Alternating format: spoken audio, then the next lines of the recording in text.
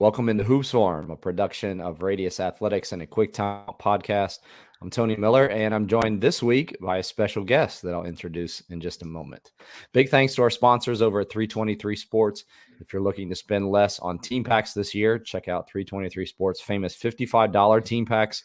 It's 4 pieces of apparel, a short sleeve tee, a long sleeve tee, shorts, and a hoodie, all $55. To find out more about what they can do for your program, visit 323sports.com, or you can contact a sales rep at sales@323sports.com. They'll be sure to do it right for your basketball program. Special guest today, Randy's not able to be with me, but came off the bench today. That sounds like you're a backup player. That's not true. Not a backup player. This is somebody, though, who I've had on the podcast before. If you listen to a Quick Timeout podcast, Coach Mike Jagacki. And last time he came on and talked about lockdown defense, and we'll talk a little bit about that as well. But just defensive today and modern defensive concepts. I've been wanting to have him back on the show. And if you follow him on Twitter, which he'll direct you to his Twitter a little bit later on, but he does a great job and shares a lot of clips and threads, defensive threads. And so he's going to share a few of those today. Mike, is this kind of an outgrowth of the stuff that you did with lockdown defense, or is this just another incarnation of your love for defense? Well, Coach, first, thanks for having me. I know I got big shoes to fill, so hopefully I don't commit too many turnovers off the bench here. But yeah, these are kind of just, the most the thoughts that are really perplexing me these days, things I'm really diving into. Lockdown defense really started as just a focus on the on-ball technique of great defenders. And, this summer I've challenged myself to just continually develop myself defensively and continue to look at content and break down videos, and each day, try and find something new I can learn about defense and share that. So these are kind of the most recent things I've been learning and diving into and continuing to grow the defensive game. So like we usually do on this show, typically try to show between 3 to 5 kind of concepts and things that you can dive into and show some film that go along with it. So if you're listening to this, I'd encourage you to go over to YouTube, hop over there, type in Hoops Forum, and you'll find that there on my YouTube page.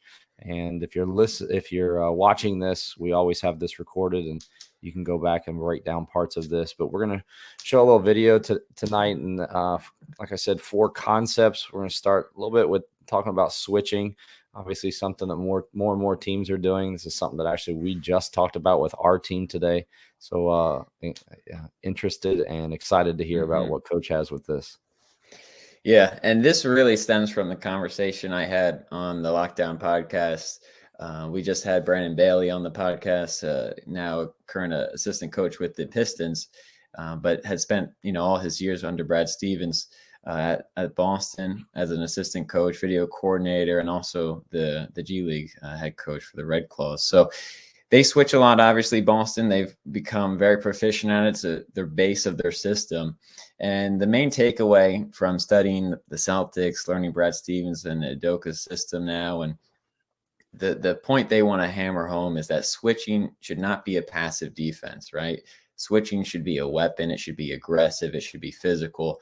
And so they always talk about steering screens. And so let's jump into it here. Steering the screener. That's being disruptive with the player who's trying to set a good screen, because we don't want them to get to that spot that they want to set a good screen, and now they can slip. So we want to jam that screen up initially, making it easier for ourselves to switch or even just stay with our matchup. So you can see in this play, we got, I think this is Marcus Smart just jamming up this kind of horns flare action. Now that screen's really tough. They don't even want to get to the screen. Now that they're trying to get in their action, it's really jammed up. The timing's disruptive. Now he can just pop back, and you can see how easily now they can switch and deny, switch and take the cutter. Because of that physicality, Marcus Smart jammed steering the screener. Right now, if they were just sitting back, point switching, now that slips a lot more deadly. Now that shooter's coming up, getting ready to catch the ball, and now we got to defend. Instead, they steer the screen, they be physical, and it leaves the Heat in a one-on-one situation. Again, here, this time we have the Pelicans, I believe, trying to set a similar split action from an elbow catch. And you can see they're jamming up this screener as he's going to set that away screen. making sure he doesn't get inside the 3-point line. Now it's easier for this guy, the player who's about to switch, to get under because that screen is so high because they steered it. And now his job's a lot easier also to switch outside of shooting range. So I'm always looking for, coach, ways to add physicality to our defense in a legal way, but in a way that won't put us drastically out of position, trying to slam and bump cutters. And this is a great way. You're coming together on a screening action. It's a great time to apply some legal physicality, and that's really got to be part of your defense. Again, here comes the split action. Both players really tagging and jamming up their guys, making the split action timing off and making it easy to switch. So off the ball, Yeah, you're on the weak side of the floor because you're more in help. Is Yep. there not really any steering that goes? It's more of just like if something's set off, that you just kind of like exchange that, or did he mention anything about that? Yeah, no, we didn't dive into that, but I 100% agree. Weak side screens, you're trying to maintain that help position. And so getting physical from a weak side perspective does get you out of position. These were really elbow catches, split actions from the post. He talked a lot about anticipation cues where, they train their guys every time the ball hits the elbow. We want to body up to the corner guys because, the most common action in the NBA, ball hits the corner. The ball hits the elbow. They might, go into a Chicago action or some kind of action involving the corner. So they want to body up and, get ready for that steering action, get ready for those actions. So anticipation cues, where on the floor are we most anticipating an action coming when the ball gets placed there? To set us up in some physicality. But yeah, mainly the actions are occurring one pass away, to your point. They're not, 2 passes away. We're not jamming everyone in a stagger action. Now we got 3 guys, all bodied up, and now we're playing, one-on-one on an island. Yeah, makes sense. Good point. Yeah, good. Okay, all right. Second concept you want to cover is disruptive control. And this is one of my favorite concepts and gets back to really the roots of lockdown defense and studying, guys that could just get after the ball at a high level. And this clip was taken of Avery Bradley. I put it on my YouTube channel. My Twitter channel. I got it from a YouTube. Just talking to Avery Bradley about how he defends, and you can find it on Twitter. A lot of people seem to like this idea, and it's a huge concept. And a lot of players are hesitant defensively to apply pressure to a ball handler because they feel, like they can get exposed, right? Like if I apply pressure, this guy's more likely to blow by me. When really sometimes your job is a lot harder when you're given that space because now they're setting you up. They're doing all their combo moves. They're setting you up. And now they're really attacking you, making you move, shift laterally. Now you can really misstep, right? Whereas if I'm applying pressure, you can see in this clip here, Kobe's applying pressure on LeBron. Now you can assume LeBron only has one option, right? The only option he has is really to attack this way. Now Kobe, as a defensive player, gets a step ahead of the offensive player because he knows that's the only way he can attack. So now he can start anticipating that, reacting quicker, and cutting that off as soon as he tries to go, right? And we'll see another clip here of Avery Bradley doing it almost. I can't imagine going against this guy defensively in his prime. You can see he picks up the ball at half court. This pressure, right? This pressure, intense pressure here. There's really only one way to attack him, right? Is going to the middle. He knows that.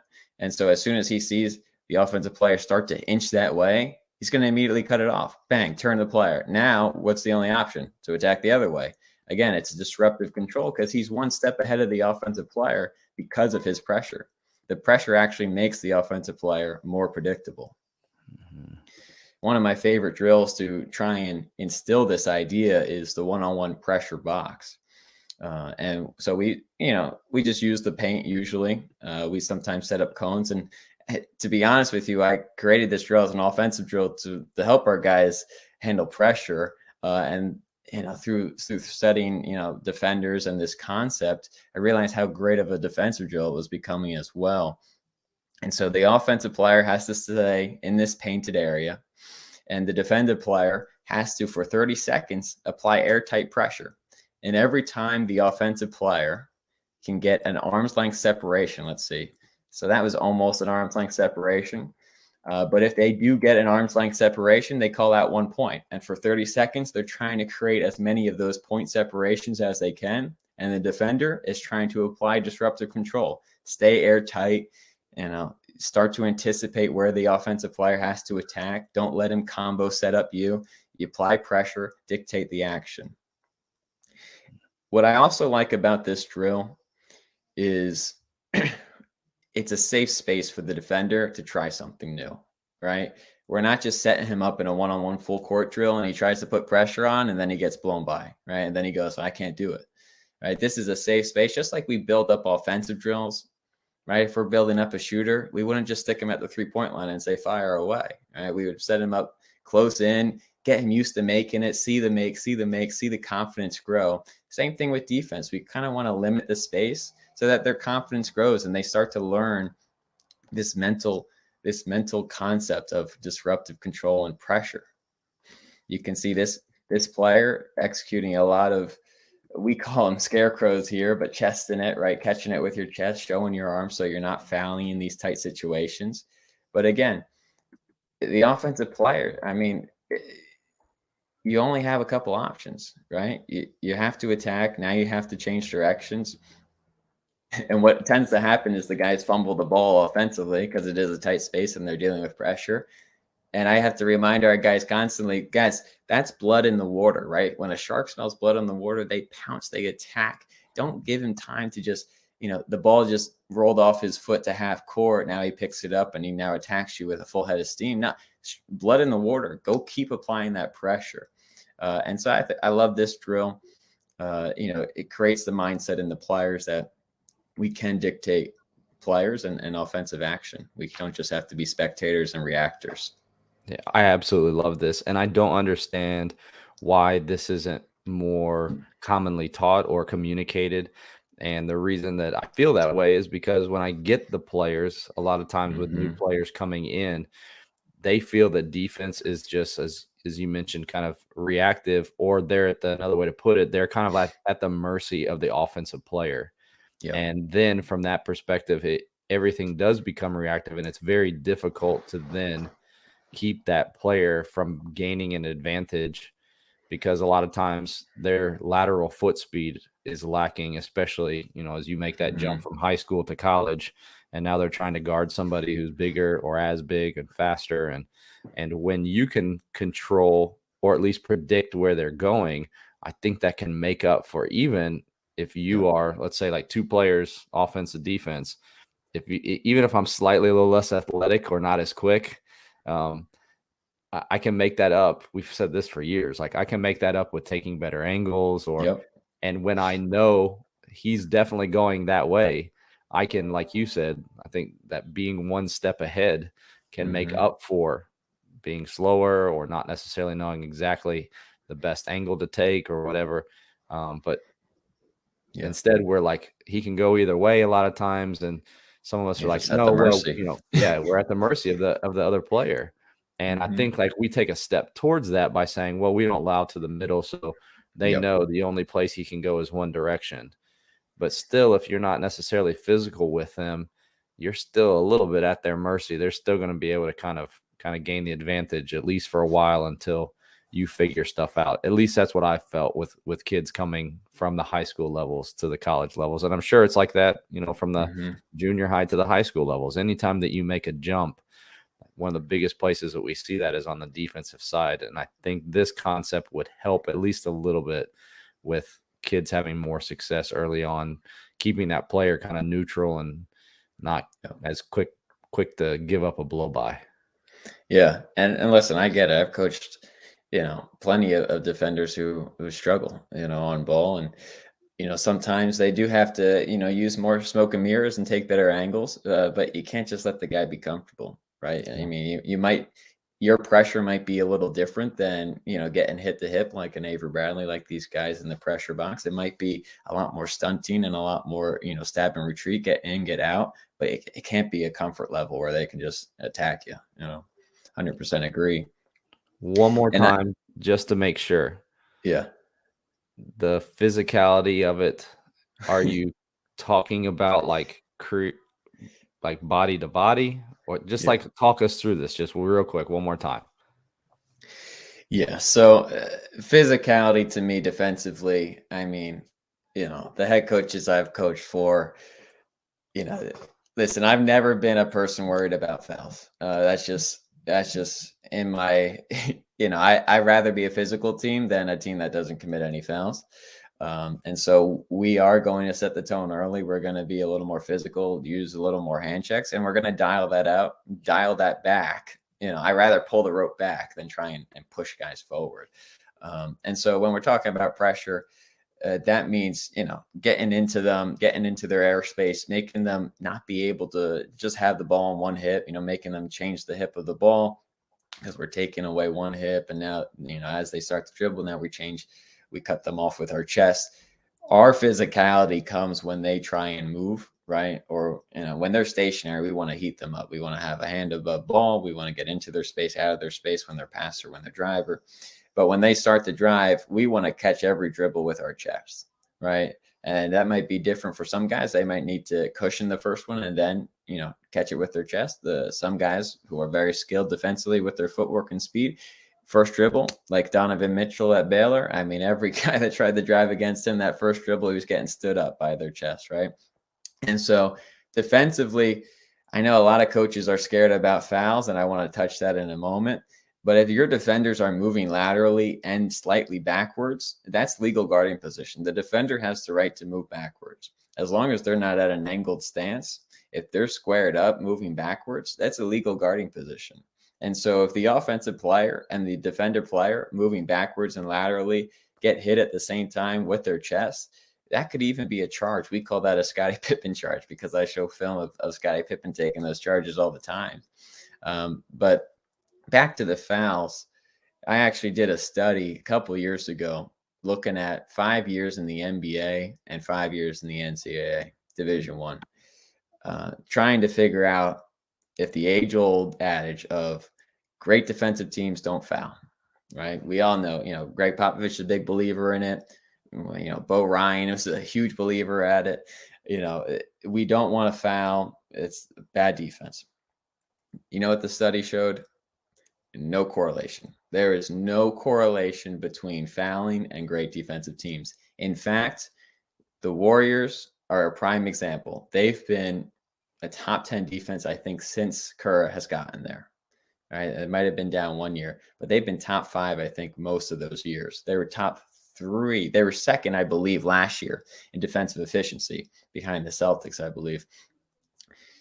And they were top 3 in fouls given. And they've constantly been a top 10 fouls given team.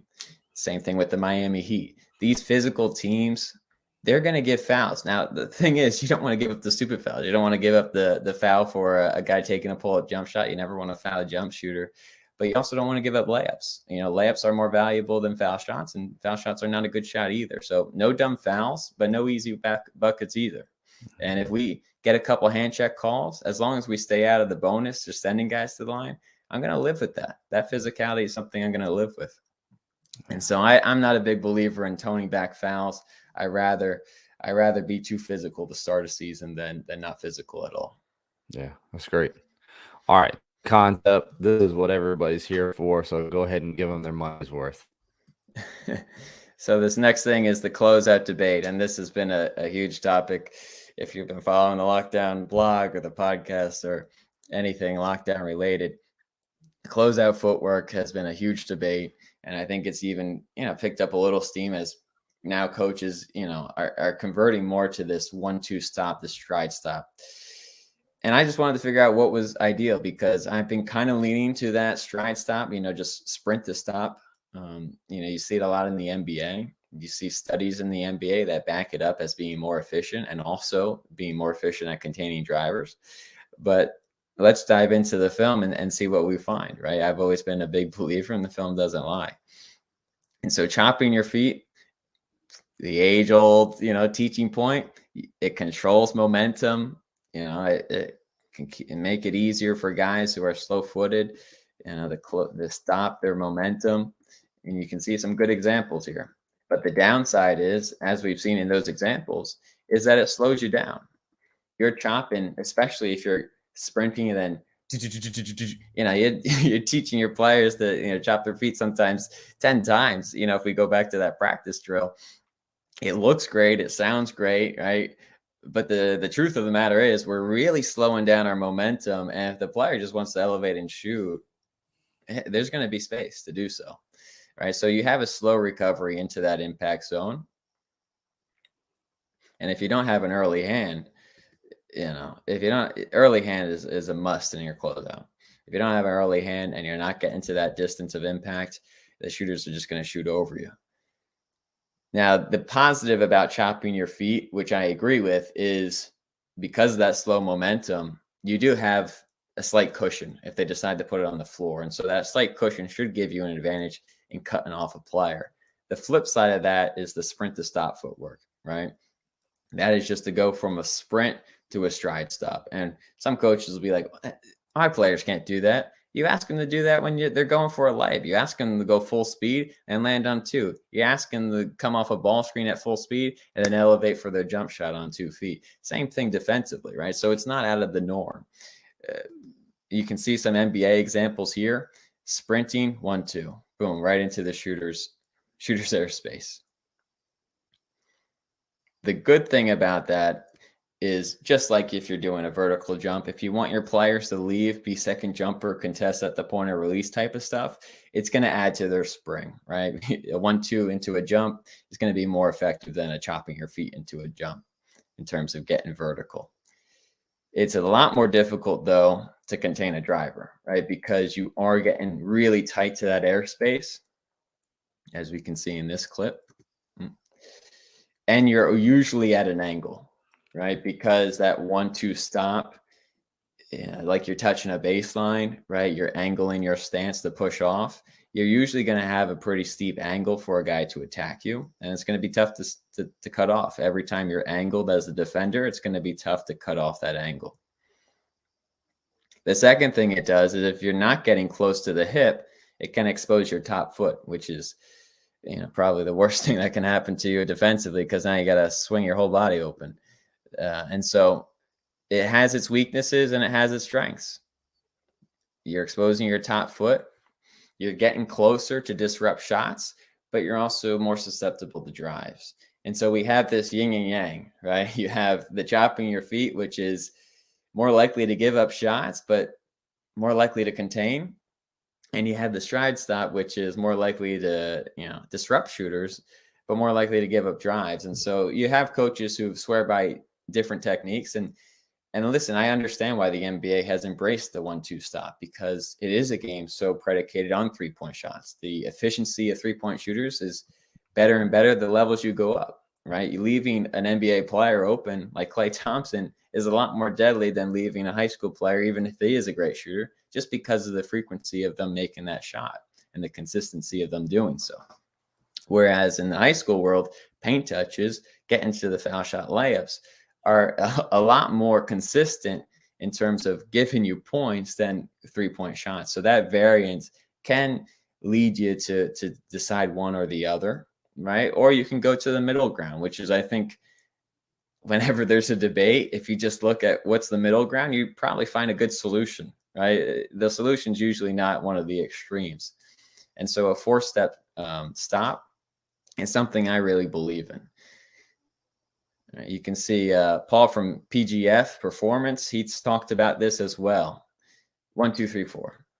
Beautiful, right? You get the best kind of both worlds. You get that chop to control the momentum, but then you get the 1-2 to get into the space. And again, this is hopefully you're getting the best of both worlds, but it's also something the players know, right? If you watch any player sprint their hardest, you tell them to go touch the baseline and come back. There are players that run and just stop on a dime and push off. There are players who need a lot more breakdown, but most players are going to take a 1, 2, 3, 4 push off. So it is common for most players, right? It is a footwork technique that most players have some prior use of. So that's kind of where I've landed after studying it for, I don't even know now, 2 years, going back and forth about it. Whereas, 4-step breakdown, trying to get the best of both worlds. Yeah, that's good. I would encourage coaches to think about like what is your overall philosophy for the half court within the half court. Like what if you're trying to take away 3-point attempts, you better get out there as fast as you can. And the extreme of that, as you mentioned, is what the NBA is doing. But that's their philosophy. Their philosophy is to run guys off. I know not every team, but I heard a current assistant coach stand up at a basketball clinic and say our goal is to run them off the 3-point line. But also understand the implications of that. You better than spend a whole lot of time helping rotating off to other people. And I would venture to say most of us at the college and the high school levels are probably not devoting the amount of time that's needed to be able to do that. Plus, there's probably not people at our level who are shooting it at a clip that are worthy of that. Maybe some of us, but to your point, then the other extreme of that would be, and maybe this is you. I was just talking to a high school coach about this last week. He was like, I just want my guys to do the short choppy. Nobody at my level is going to beat us by just hitting 9 threes. So we do short choppy, but then everything is about containing. And I think that then is the key there. Like, what's your overall half court philosophy? And, for us, probably very similar. Both the coach and I are coaching at the D3 level. If a guy is standing out there, he can probably hit the 3-point shot. So I got to get out there to acknowledge that. But then I also don't necessarily have the manpower to always be running a guy off the 3-point line and then everybody always be rotating. And this is that balance that you said between I'm able to take away or at least contest the 3-point shot while at the same time containing the drive without always knowing I'm going to have to be in defensive rotations. Yeah, 100%. And just to follow up on what you just said, I think there's 2 points, right? I think number one, I think I talked to Tony Bennett, right? Well, I was I was in a room of him talking, I guess. I won't give myself too much credit, right?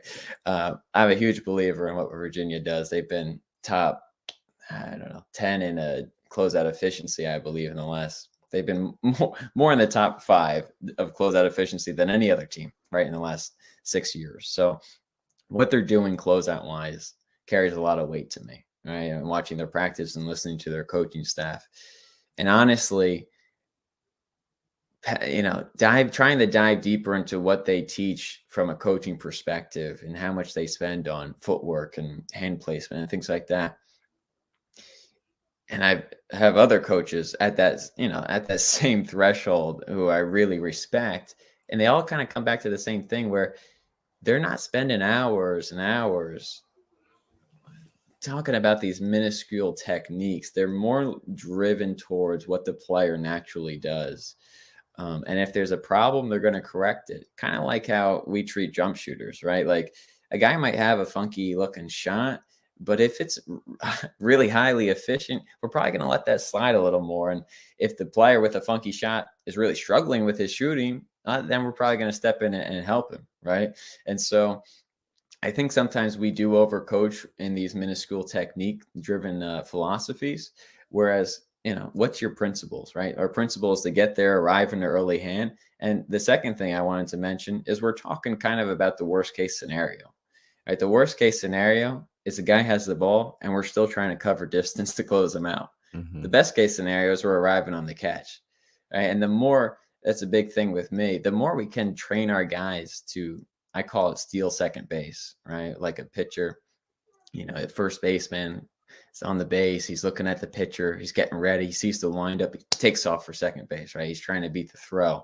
Same thing with our guys, right? We want them to be active base runners. 1 pass away, 2 passes away. We're active. We're fidgety. We're ready to recover to our man at any moment. As soon as we see 2 hands on that ball, we got to start anticipating, start reacting. Virginia does a tremendous job at arriving on the catch. And that's why they can stay out of so many of these closeout situations where footwork really doesn't matter because you're there on the catch. And so that's kind of the 2 things I just wanted to end with closeouts. Maybe your guys are predisposed to do something that is beneficial to their skill set. And the second thing is, let's try and avoid closeouts altogether, and let's get our guys arriving on the catch. Let's focus a little more time on that to avoid these situations. Yeah, and if coaches weren't listening to that, we were working on that with our team this week of the arriving on the catch, and that sounds good, and everybody agrees with that. But I think what they think that means is like, okay, the ball is passed, we got to be fast to get there, and it's a whole lot more than that. It's like, where are your eyes? And to your point, Mhm. when a guy goes to pick up the ball, he's either shooting it or he's passing it. And in both cases, I'm going to find the guy to go hit and go get, or I'm Yep. going to go to contest the closeout. And I think that's really the key is teaching. We spent time this week on multiple drills of make sure that you're looking at the ball to see when that guy picks the ball up. That's when my initial move towards my man should be so that I can arrive on the catch. And Yep. yeah, it's never a very easy solution. It's No. usually a culmination of things or several things put together, and it all starts with being able to look at and see and identify this is my time where I need to start moving towards my man so that then I can contest the shot. So that's a really good point. 100%. I mean, we've even in the lockdown camp, which I hosted at Middlesex, where I just came in and, coach was fortunate enough to allow me to work with those guys for, 3 hours a day. Day 3 was like closeout day. We brought out the baseball bases, right? We just had fun with it, instilling this concept. Sometimes it's nice to have a break from basketball, and now we're experiencing this fun moment, yes, but right after it, we're learning these valuable lessons that apply to our basketball skill. And we've even tape down bases right near our players in our shell drill so that guys know, like, you got to get to that base before the ball does. Yeah, that's good. All right, you've mentioned multiple times the lockdown defense and the different forms and Mhm. offerings that you have now available with that. Can you talk about each of those? And then also, I'm sure people are going to listen to this and they're going to want to ask you more questions or see more of it, so you can connect them or direct them to where you want them to go, whether that's website or social or anything else that you think would be helpful. Yeah, no, I mean, anything that comes out lockdown defense wise, you can find on my Twitter page at Mike_Jagacki. Again, those platforms are going to be blogs. This week we had, I took a week off, refresh, get some more content going. But the lockdown blog, you can find at Lockdown Hoops, where you can get clinics and all that stuff, and also see the blog, which is, hopefully a daily content source for new defensive ideas. That will be on Twitter. That will be on the blog, lockdownhoops.com. Also, we have a podcast every week where we get great guests on who I respect defensively, just to talk about different details of defense. And we also have deep dive episodes where we focus really deeply on one topic and how to teach it. And then the last platform is just YouTube, right? We have a YouTube channel. We're getting ready for a big video that we've been that really has been a long time in the making. Draymond Green defensive breakdown. It's going to be jam packed. I mean, he's such an intelligent player with his off ball awareness, and it's going to be fun to break him down. So those are things to look forward to. Again, follow me on Twitter. And if you haven't bought the Lockdown book or heard about it, if you like this content, there's a whole book of it worth reading, hopefully. So you can find that book on Amazon as well. Lockdown Defense: Developing Elite Defenders. I'll be sure to link that below. I have a copy of it, and it's a ton of great stuff. So be sure to pick up that copy. Thanks to all of you who joined us this week. If you missed any part of the live show, you can go back and watch or listen. Search Hoops Forum on YouTube to find the full episode of the show. Or if you're more inclined to listen, you can go to any podcast platform and search A Quick Timeout, and there you'll find the full version of the show. For our guests, Mike Jagacki, I'm Tony Miller. We'll talk